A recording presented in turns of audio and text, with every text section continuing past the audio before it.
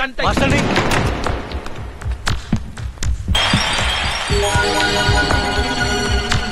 Master नहीं।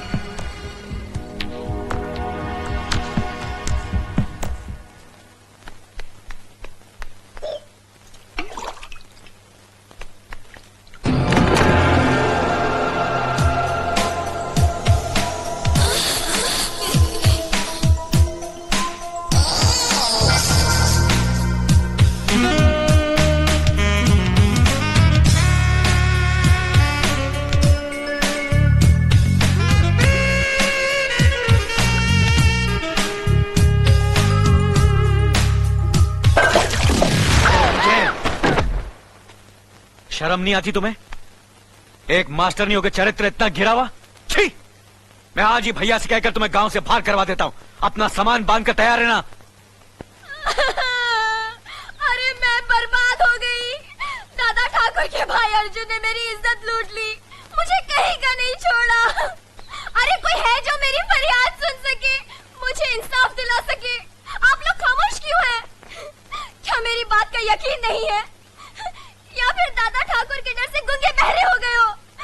देखो बहन, ये देखो मेरी हालत, देखो देखो भाई साहब, ये देखो मेरी हालत क्या हो गई है।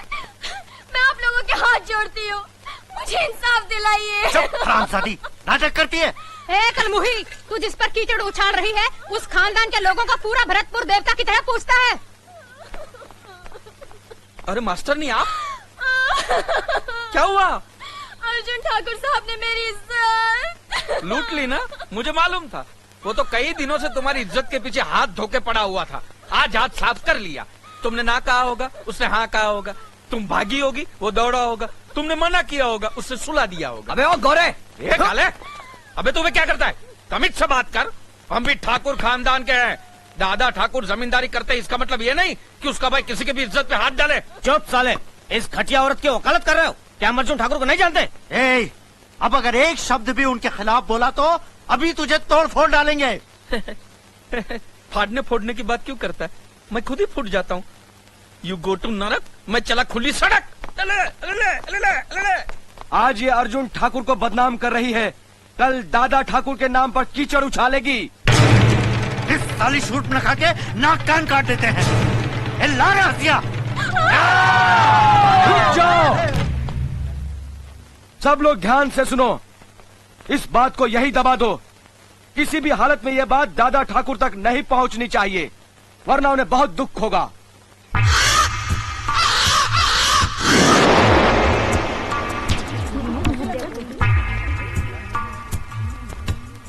मेरी मौत का कारण दादा ठाकुर का भाई अर्जुन। ये कैसे हो गया? हमने सोचा भी नहीं था कि ये आत्महत्या कर लेगी।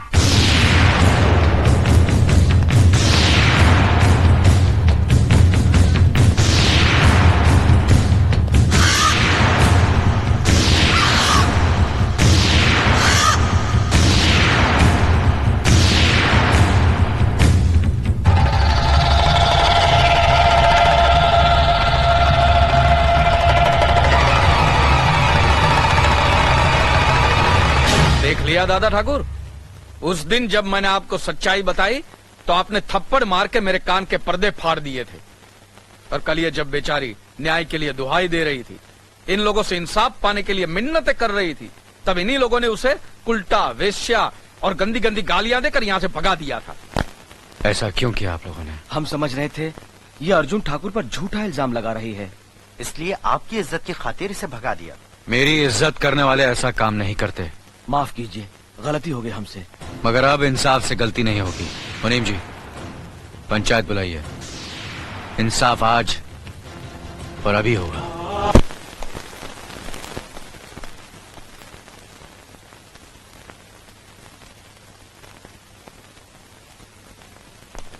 सुनिए,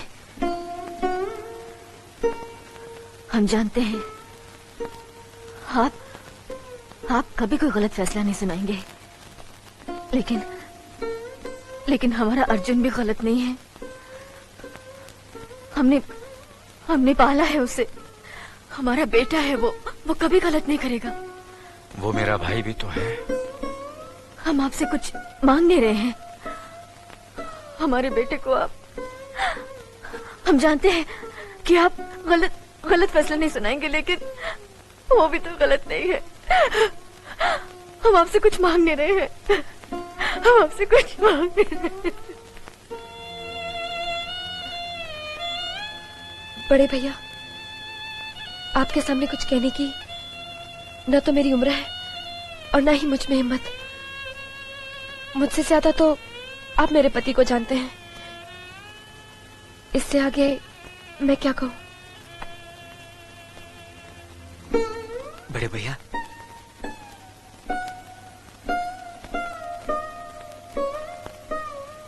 कुछ नहीं, कुछ नहीं।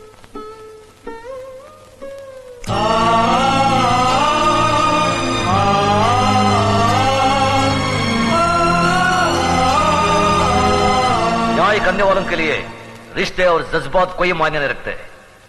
बेटे, जान चली जाए पर आन न जाने पाए। जान देकर जो आन की रक्षा करता है वही न्यायाधीश इंसाफ के आकाश की बुलंदी को छूता है। खामोश! तुम्हारे इन मगरमच्छ के आंसुओं को देखकर गजराज ठाकुर का दिल नहीं पसीजेगा। अगर तुमने गलती की है तो सजा जरूर मिलेगी। ठाकुर साहब, इस पर गलत इल्जाम लगा है। आप तो मुझे जानते हैं, जिंदगी में कभी कोई गलत काम नहीं किया मैंने। ये तो मेरा ही भाई है, एक ही माँ के पेट से पैदा हुए हैं हम। रावण और विभीषण भी तो एक ही माँ की पेट से पैदा हुए थे। ये तुम्हारा भाई है तो ये जरूरी नहीं कि ये गलती नहीं कर सकता। ठाकुर साहब, क्षमा कर दीजिए। पहली बार क्षमा करने का मतलब है दूसरी बार गलती करने का मौका देना, यही ना मुनीम जी? हाँ मालिक, 100%। कल पंचायत में फैसला होगा। ठाकुर साहब, एक बार और सोचिए। गजराज ठाकुर ने एक बार कहा तो समझ लेना 100 बार कहा। लेकिन मालिक,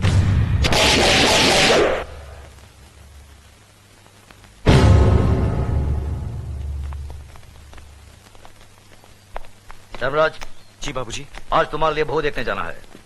मनोरमा बहन ने जीजा जी को आने के लिए बोल दिया ना? हाँ बाबूजी, वो सीधा वहीं पहुंचे। पिताजी, ठीक है, चलो। पिताजी, हम भी साथ चलेंगे। अच्छा बेटा, हम सब चलेंगे।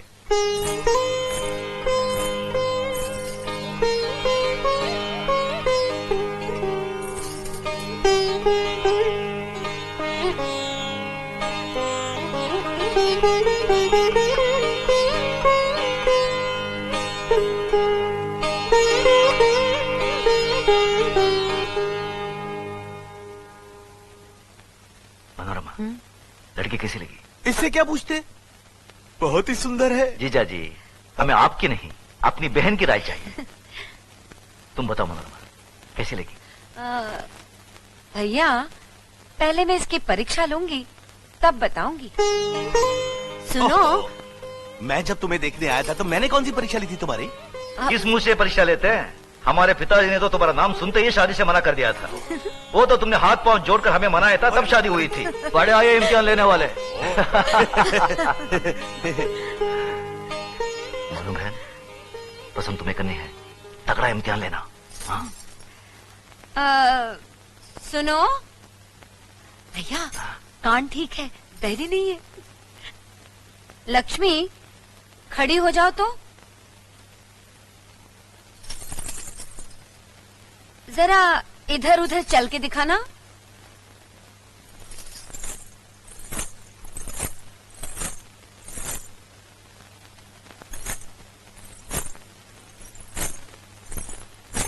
बस बस बस, अब बैठ जाओ। भैया, हाथ पांव भी ठीक है, लंगड़ी लुली नहीं है। धर्मराज जी बाबूजी। तुम्हें कैसी लगी? बाबूजी, आप और बुआ जी जो पसंद करेंगे वही ठीक होगा। शाबाश। अब बताइए जीजा जी, आपकी क्या टिप्पणी है? क्यों शर्मिंदा कर रहे हैं भाई साहब? अब भगवान की बनाई हुई इस खूबसूरत कला पर भला मैं क्या टिप्पणी कर सकता हूँ? साक्षात देवी है। मैं तो कहता हूँ फौरन रिश्ता पक्का कर ही दीजिए। हाँ, रुको रुको, क्या हुआ? एक टेस्ट और बाकी है। बेटी, तुम्हें गाना वाना आता है? मनोरमा, ये सब जरूरी है क्या? आप चुप रहो भैया, मालूम तो करने दो। कहीं लड़की गूंगी निकली तो? हाँ।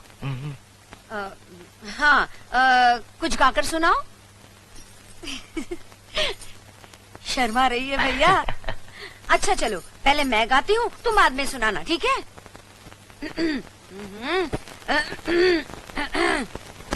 वाह, क्या बात है। शाबाश।